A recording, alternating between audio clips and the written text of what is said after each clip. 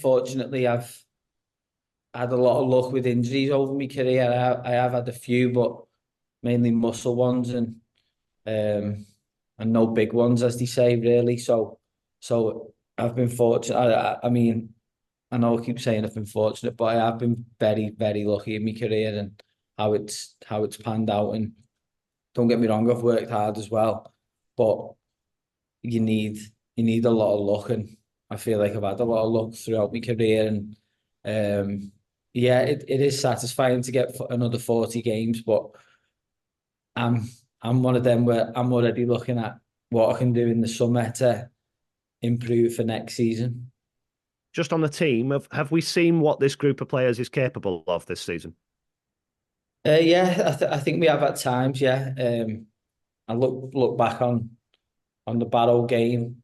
I know I said it at the time, and it was a bit of a watershed for me. Thinking, yeah, these have got the minerals, these lads. And I think against Newport the other week was a very good performance. But again, with young players, they are inconsistent at times, and I think we've seen that there's been a lot of ups and downs throughout the season, and I think that shows the average age of the squad must be at times is very young. Yeah, so um, that's probably the reason why we've seen them inconsistencies. Yeah.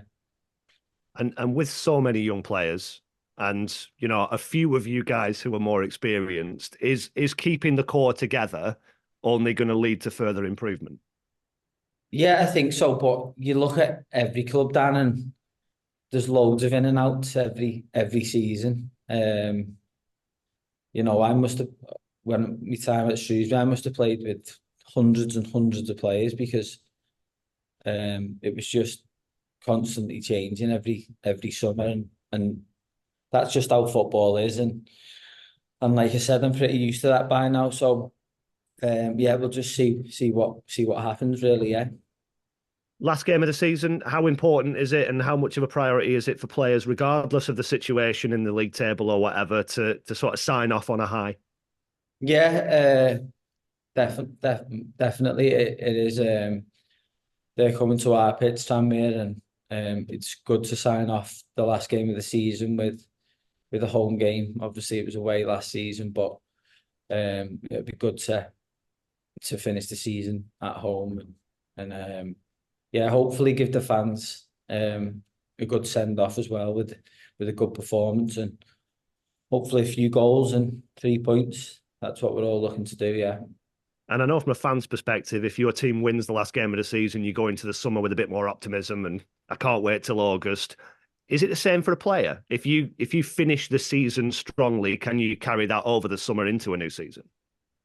Yeah, you can. Yeah, I suppose you can do. Yeah, I've never really been one for that. I'm always optimistic, no matter if I've been beat the last game of the season before or whatever. I'm always going into the next season thinking we're going to have a good season. So yeah, for me personally, like I said, I obviously want to win tomorrow, but at this come the start of next season, I won't remember the Tranmere game as being the reason why we're going to do well. It's going to be because we've had a good summer and we've had a good pre-season and the training's gone well, and we're looking good. So yeah, I think that's more important. Yeah.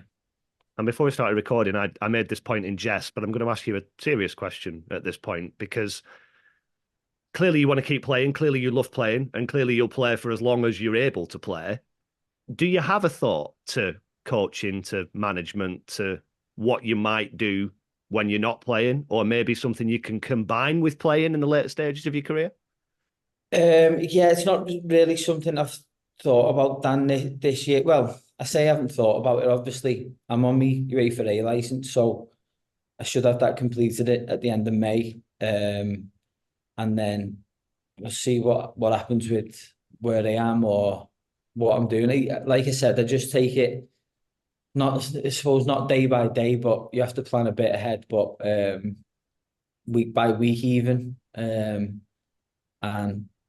season by season, and this season hasn't even finished yet, so Uh, all my focus today is on the game tomorrow, and that's just the way I am. But yeah, I've got my UEFA A license at the end of May.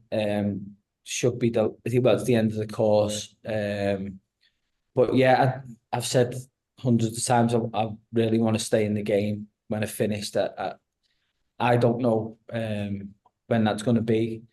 Like you said, I've played uh, hopefully 40 times after tomorrow this season, so I still feel good. I still feel like I'm capable of playing.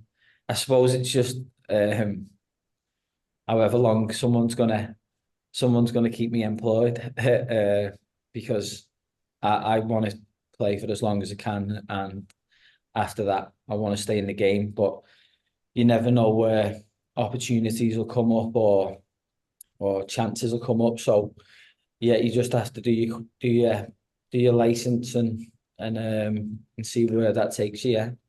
And just lastly, looking at things from a coaching perspective, doing a coaching badge like that and doing your coaching badges, do you see things differently as a player then? Do you see a bit of the perspective from the touchline and from the manager's point of view and all that kind of thing? Yeah, yeah. So much, yeah. I mean, I always have really, even before I started doing me coaching. I think my dad used to be an assistant manager at Southport and Runcorn, a couple of non-league teams. So I remember as a kid, I always used to go with him and Liam Watson, who's a brilliant friend of mine, and he's given me lots of good advice in the past and still will in the future. But I've always analysed a lot of stuff. I'm quite a thinker, to be honest, about the game. And like I said, it's all I've ever known. I just remember being like 2 years of age, just booting a ball around, and I've got old school videos of when I was a kid, and everyone else is just sat there like talking, and I'm just running around booting a football. So I think football's just my life, and um, hopefully I get a chance to keep doing it, no matter what job title I have. Yeah.